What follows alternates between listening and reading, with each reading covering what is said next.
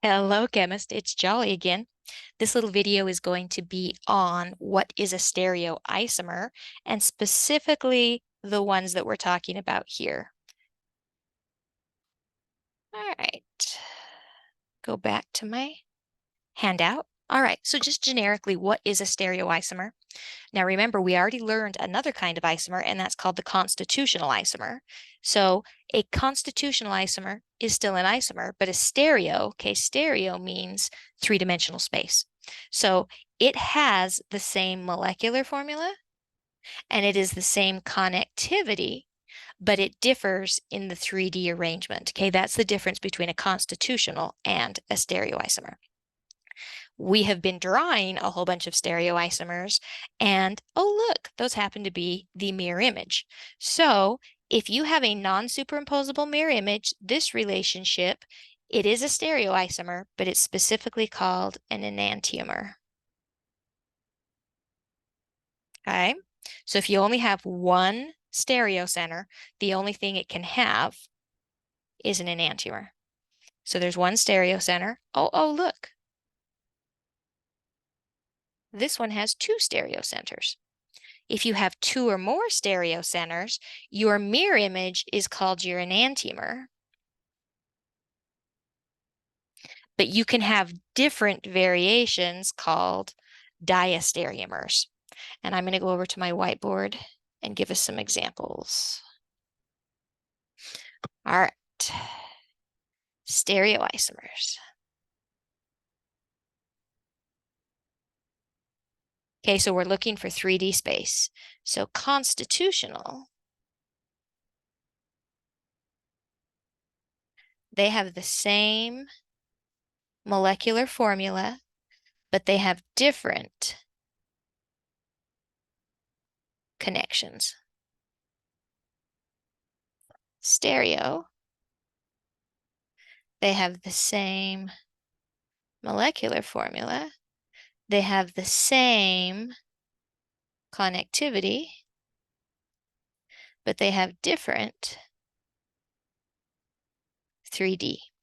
And we have already learned some of those. So let's go for the zero stereocenters.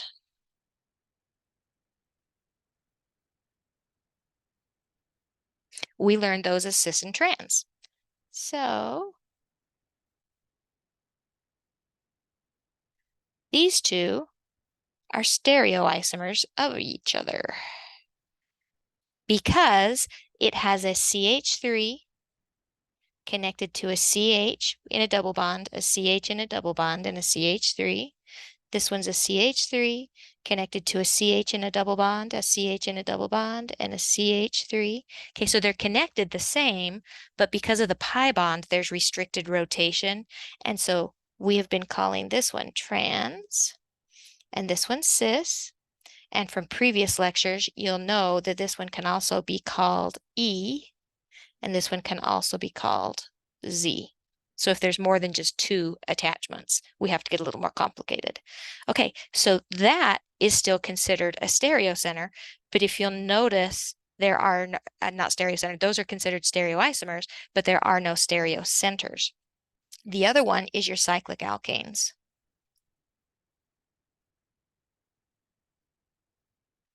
Remember when they were on the same side? We called that cis. And when they were opposite, we called that trans. And that is absolutely correct because there are no stereocenters. If you'll notice, this one has a CH2, CH2 before you get to the methyl. Well, this side has a CH2, CH2 before you get to the methyl. There is no stereocenter. So those are still stereoisomers. Okay, they are still stereoisomers. But it's not chiral. It's not chiral. Two different questions.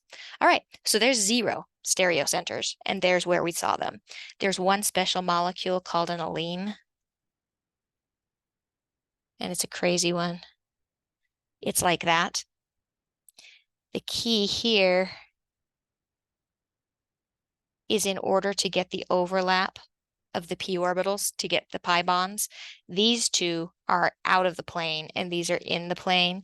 So technically, this is also chiral because it has a non-superimposable mirror image, but that is, something we don't use a lot, but I wanted to point that out. That's an allene. Okay, so there's 0 stereocenters. Let's look at 1 stereocenter.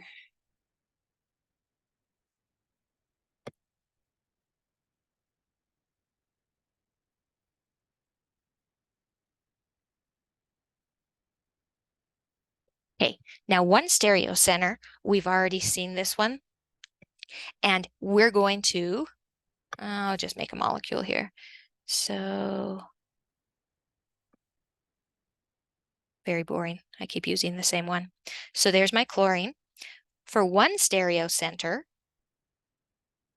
there should always be a non-superimposable mirror image. All right, so this is a stereocenter. This is the same stereocenter. Those are non-superimposable mirror images, and they have a relationship to each other. Yes, they're stereoisomers, but because they're non-superimposable mirror images of each other, they get the special name enantiomer. Let me just draw another one. Let's see. Oh, you know what? Let's just do the one we were doing before. This one has 1 stereocenter because A, B, C, and D are different, which means it has a non-superimposable mirror image.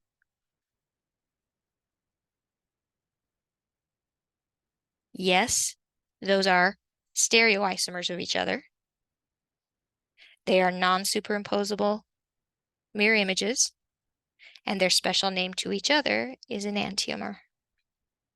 Notice I am not asking the question, are you chiral? That is a different question. I'm talking about just stereoisomers right now. All right, so there's 1 stereoisomer.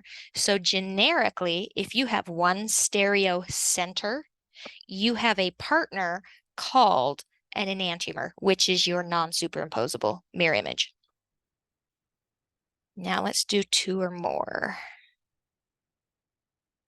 All right, we'll put a chlorine here, and we'll put a bromine there.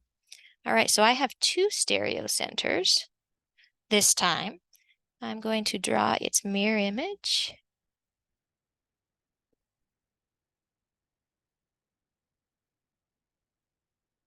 All right, its mirror image is still a stereo isomer, and this is still called an enantiomer.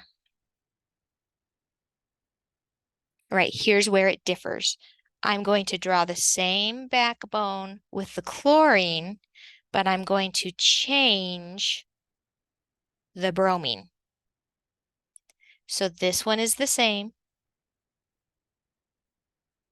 So if 1 stereocenter is the same and another is backwards, okay? So there's 1 the same, 1 backwards. These 2 are called diastereomers to each other. Now, of course, it does have a mirror image.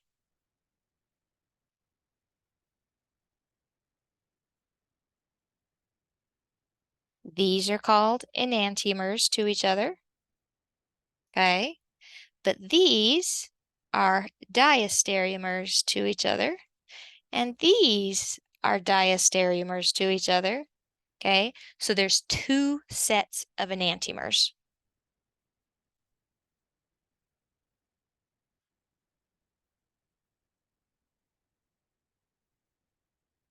There's 2 sets of enantiomers, so there's 4 molecules total. And what are their relationships to each other? If I am your non-superimposable mirror image, I am your enantiomer. If I have 1 stereocenter the same and at least 1 backwards or different, then I am your stereoisomer. And wouldn't it be nice if there was a way we could predict that? And you're welcome, there is. I didn't come up with it, of course, but so 2N, and that is your number of possible stereoisomers. So this one had 2 stereocenters, okay?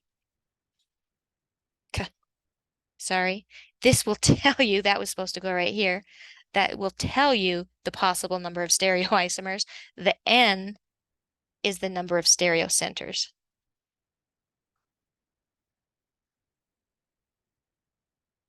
All right, so 2 squared. So this was the stereocenters. And it just told me there is a maximum of 4 stereoisomers. And there's 2 sets of enantiomers. All right. Keep in mind, I am not asking the question, are they chiral? Okay, are they identical? We are going to now see one time where there's a problem. Okay, those internal planes of symmetry. All right, so let's go right there. We'll do fluorine and fluorine again. All right, that's a stereocenter, and that's a stereocenter. Let's draw its mirror image. Okay, those should be enantiomers of each other, but those 2 stereocenters look awfully close to each other.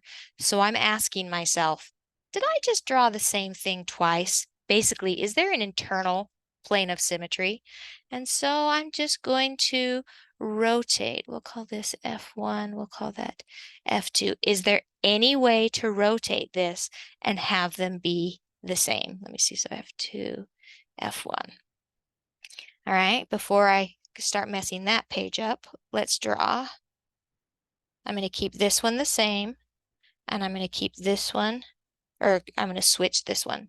So these should be diastereomers to each other. Draw its mirror image.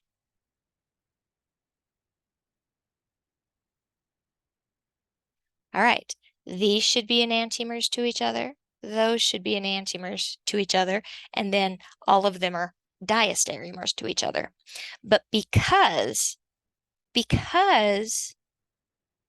these were so similar, I'm asking, are they going to be non-superimposable, or is there the potential that they turned into superimposable? So let's see. I am going to rotate this one right here. So we'll call this one C and D, call that one A, and we'll call that one B. All right, this one right here, I'm just going to rotate. Oh, look. So this is D, just rotated. There's an internal plane of symmetry. That means it is achiral, which means the mirror image is the same thing drawn twice. So these things are not enantiomers to each other. It's the same thing drawn twice. The same thing drawn twice. Okay, is there a way to rotate that and see? Yes, and again, a model kit is amazing right here.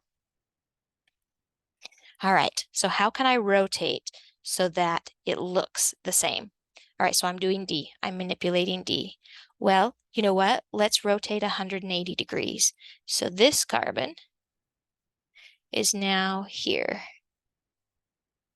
And this carbon is there, so we'll number it 1, 2, 3, 4. So 1, 2, 3, 4. Oh, look. Same thing drawn twice. Same thing drawn twice. So there is a maximum of 4.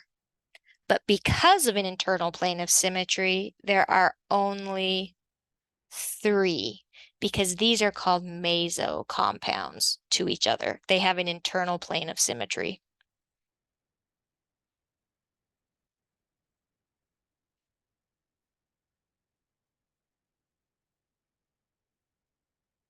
Remember, the only time that will happen is with 2 or more stereocenters. And there has to be some kind of symmetry, internal symmetry. Now, these were both fluorines, so that's the reason I looked for it. I didn't look for it before because one was a chlorine and one was a bromine. Those are never going to cancel out. All right. How about this? We're not going to draw them. Well, maybe I'll draw them all out. Let's do 3 stereocenters.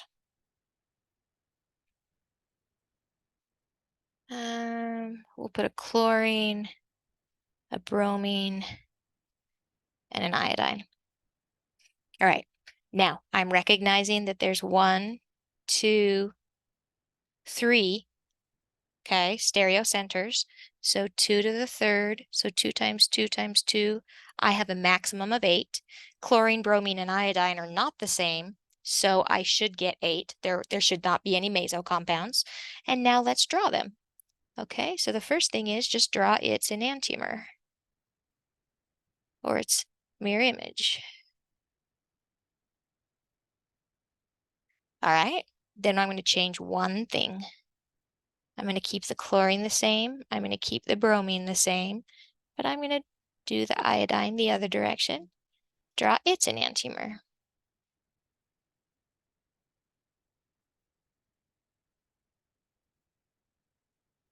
All right. This time, I'm going to leave the chlorine and the iodine the same, and I'm going to change the bromine.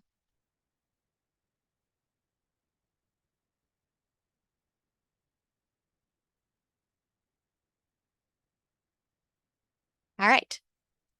Enantiomer, enantiomer, enantiomer, but these guys are all diastereomers to each other. Now you're probably asking, how come she didn't change the chlorine? Because if I change the chlorine, it turns into one of the other versions. It turns into one of the other versions, and you're more than welcome to draw those out to test that. All right, so I know there was a possible maximum of 8 different stereoisomers, and guess what? There's 1, 2, 3, 4, 5, 6. Should I change the chlorine? Is it going to make a difference? Well, let's check. Leave the other 2 the same.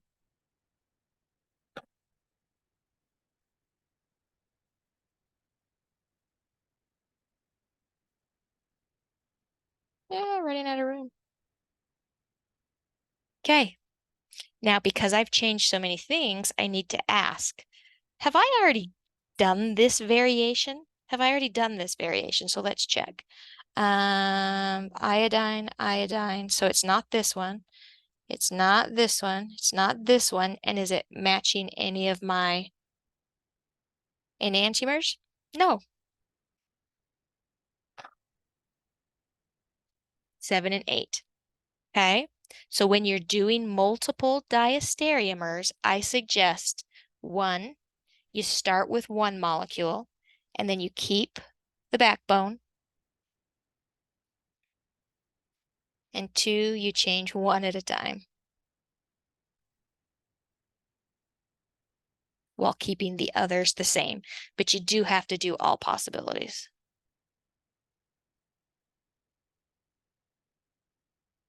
And that's where it gets tricky. So when I was asking about this one, okay, I got to these 3, and if I change this one, have I turned it into one of the others? So when I got to this variation, am I just turning it into one of the others? Okay, if you stay consistent, okay, all possibilities, but it's worth double checking. So in this case, they're all 4 unique. And there's 4 sets of enantiomers for a total of 8 stereoisomers. All right.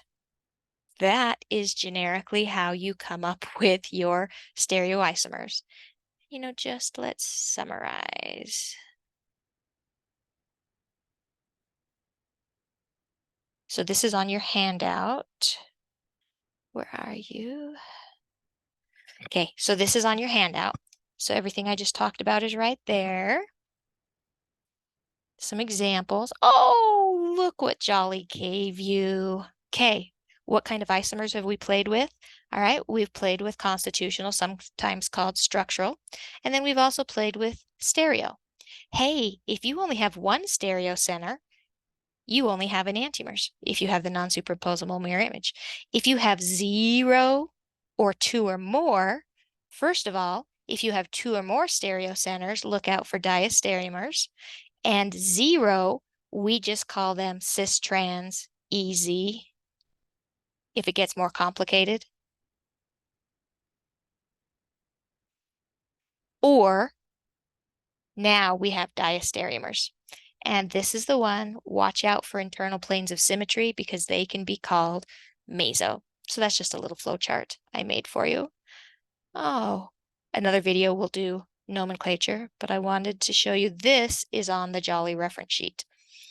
All right, when comparing two molecules, do they have the same molecular formula? You're going to answer that. And then this will walk you through whether it's chiral or not. Okay, so this one is on your reference sheet. Eventually, you wouldn't need to look at it anymore, but I kind of give you the steps that I do. All right, until next time, Jolly out.